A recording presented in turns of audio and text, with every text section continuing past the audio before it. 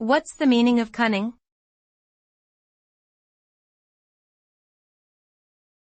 Cunning.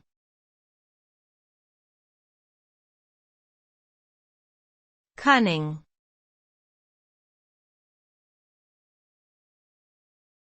Cunning.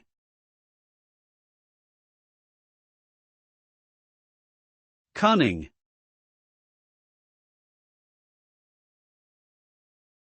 Cunning is an adjective that describes someone who is sly, clever, and deceitful in achieving their goals. It often connotes a sense of deviousness or sneakiness in a person's behavior. A cunning person is skilled at manipulating and outwitting others to get their way, often using clever tactics and strategies to achieve their objectives. The term can have both positive and negative connotations depending on the context in which it is used, but generally it refers to someone who is shrewd and highly resourceful in achieving their desired outcomes.